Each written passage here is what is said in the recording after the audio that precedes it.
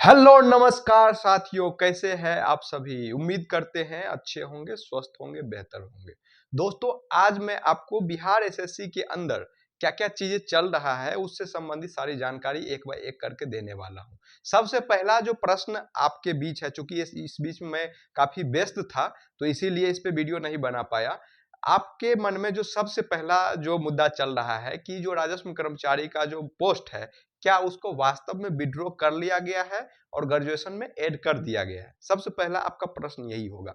देखिए दोस्तों, ये मुद्दा चल रहा है काफी दिनों से, लेकिन जब तक बिहार एसएससी के द्वारा ऑफिशियल नोटिफिकेशन नहीं आ जाता है तब तक आप इसको चलता फिरता ऐड मानिए। ऐसा इसलिए क्योंकि आप जानते हैं बिहार एसएससी ने अपना कार्बन कैलेंडर को जारी किया। किसके द्वारा? सामान्य प्रशासन विभाग के द्वारा। क्या वो कैलेंडर फॉलो हो पा रहा है या हो पाएगा? इस बात की संभावना बिल्कुल भी नहीं दिख रही है। तो आपको इसको लेकर के भ्रम नहीं रखना है कि आपको सिर्फ ये बात मानना है कि जब तक बिहार एसएससी वेबसाइट पे, देखिए ये बात में सत्यता है कि विड्रॉ कर लिया गया है और आयोग को फिर से जो अधियाचना है वो जाएगी इसको ग्रेजुएशन लेवल में ऐड करने के लिए। लेकिन जब तक बिहार के जो सुस्त आयोग है, सॉरी बिहार एसएससी है, वो जब तक आपको प्रकाशित नहीं कर देता अपने वेबसाइट के माध्यम से, तब तक आपको इसको खबर नहीं मानना है सत्य। और दूसरी बात कि बिहार एसएससी के अंदर में आखिरकार क्या चल रही है। तो दोस्तों, आपके लिए सबसे बड़ी जो एक अपडेट दे देता हूं कि फेशियल रिकॉग्निशन संबंधित और जो आईरिस से संबंधित है, ये दो कॉन्टेक्ट फाइनली हो चुके हैं।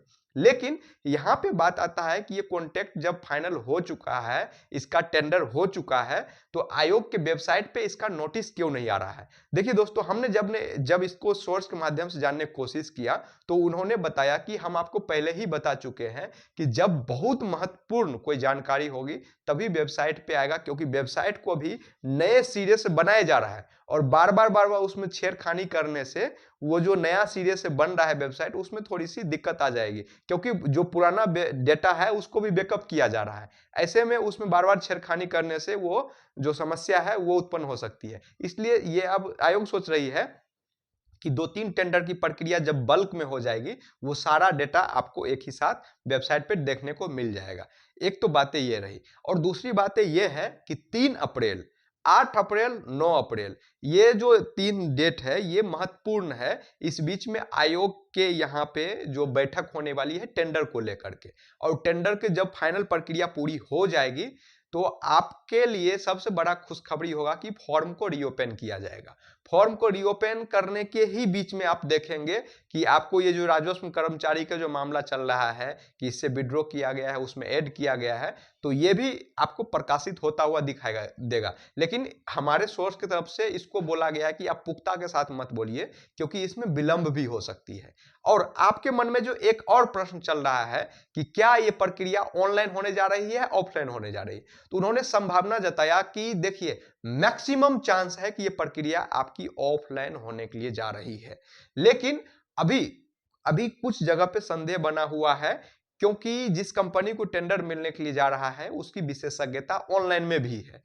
ऑनलाइन में भी है, लेकिन उससे ऑनलाइन से संबंधित जो प्रक्रिया है वो आयोग अभी नहीं दे रही है। इसलिए ये कुल्लू निकल के आ रहा है कि ये प्रक्रिया जो है आपको ऑफलाइन होते हुए दिखाई देगा। एक तो बातें ये हो गई। अब जो महत्वपूर्ण बातें आ रही है, कैलेंडर कब जारी होगा, या फिर जो कैलेंडर जारी हुआ था सामान्य प्रशासन के विभाग के द्वारा, वो कैलेंडर फॉलो हो पाएगा या नहीं हो पाएगा। तो दोस्तों, आप तो फेलियर तो साफ ही देख रहे हैं, क्योंकि कार्यालय जो परिचारिक एग्जाम मार्च अप्रैल में दिया गया था, मार्च तो चला ही गया, अप्रैल में भी होने की संभावना नहीं दिख रही है। अब जो आपका सीजीएल 4 है, बीएसओ है और 12th लेवल का एग्जाम है, क्या वो एग्जाम जून और जुलाई जो दिया गया है वो होने की संभावना है? तो देखिए दोस्तों, जो सीरियसली तैयारी कर रहे हैं इस एग्जाम को, मैं उनको भी पर्सनली ये सुझाव दूंगा कि आप अपने एग्जाम को बाइपोलर बना लीजिए। बाइपोलर कहने का मतलब है कि दोहरी चरित्र के साथ आप तैयारी कीजिए। अगर मान चलिए आप बीपीएससी दे रहे होंगे सिविल सर्विस का, तो उस पर भी फोकस कीजिए और इसको अभी कम टाइम दीजिए। क्यों? जब तक कैलेंडर जारी नहीं हो जाता तब तक पूरी सख्ती के साथ इस पे आपको काम नहीं करना है। काम करते रहिए, मैथ रीजनिंग बनाते रहिए, या और जो दूसरा तैयारी है, जैसे आपने अगर एनटीपीसी का 12th लेवल का भरा होगा तो उस पर भी ज्यादा फोकस कीजिए। और अगर कोई अन्य एग्जाम की भी तैयारी कर रहे होंगे तो उस पर ज्यादा फोकस कीजिए, क्योंकि जून जुलाई में आयोग जो एग्जाम कराने के लिए जा रही है वो टाइम अब बहुत कम बचा हुआ है। ऐसे में आप देखेंगे कि अभी आयोग को बहुत चीज करवाना है। अगर मान चलिए कैलेंडर जारी भी हो जाता है एक सटीक डेट के साथ कि जुलाई में हम एग्जाम लेने जा रहे हैं, फिर आवासन की प्रक्रिया, फिर उसके बाद कौन सी कंपनी को क्वेश्चन बनाने देना जाना है, ये भी समस्या है। उसके बाद आपको जो संविदा संबंधित मुद्दा है, ये भी बहुत सारा होच पोच वाला मुद्दा है। इसके लिए भी छात्र रोड पे उतरने के लिए जा रहे हैं। तो आप देखेंगे कि ये सारे मुद्दा लेकर के आयोग जून जुलाई में एग्जाम की पॉसिबिलिटी कम है। मैं नहीं कह रहा हूं कि बिल्कुल नहीं होगा, लेकिन पॉसिबिलिटी कम है। तो वैसे छात्र को मेरा सुझाव है कि जो एग्जाम को सीरियसली तैयारी कर रहे हैं वो मैथ रीजनिंग को फोकस करते रहे।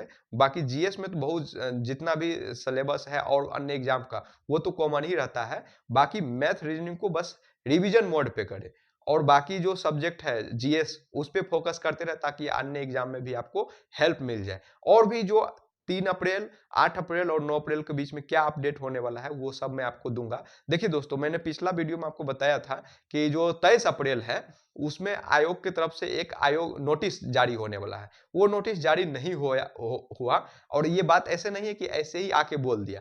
मैंने टेलीग्राम वीडियो में वो एक जो सबूत है वो भी आपको शेयर करवाया था कि आयोग ने वो पीडीएफ में बशर्ते लिखा था कि 23 मार्च को 4:30 बजे संध्या को आयोग पे एक वेबसाइट मतलब हम लोग पीडीएफ डालेंगे जो कि अनुबंध से संबंधित होगा, यानी कॉन्ट्रैक्ट से संबंधित होगा कंपनी। जब आयोग ये बात कर रही है और उसके आधार बनाकर ही मैंने आपको वो बात बताया था और उनका भी बात सही नहीं हो पा रहा है, तो इसलिए अनुमान का तो कोई महत्व भी नहीं रह जाता है। और जो मैं आपको बता रहा हूं वो सूत्र के हवाले से बता रहा हूं। तो आप समझिए कि आयोग पूरी तरीके से विद्यार्थी के फेवर में काम करता हुआ नहीं दिख रहा है और इसमें कहीं न कहीं सरकार का भी योगदान है। तो आप हमारे से जो ऑथेंटिक न्यूज है वो चाहते हैं कि मैं आपको बीच-बीच में शेयर करता रहूं, तो आप टेलीग्राम पे आ जाइए, क्योंकि मेरे पास बहुत ज़्यादा टाइम नहीं होता ताकि आपको वीडियो डेली बना के देता रहूं। तो टेलीग्राम पे मैं आपको वो सारा पीडीएफ वगैरह शेयर कर देता हूं। धन्यवाद दोस्तों, आप टेलीग्राम लिंक से जुड़ जाइए, मेरे चैनल को सब्सक्राइब कर लीजिए। मिलते हैं किसी नेक्स्ट वीडियो में।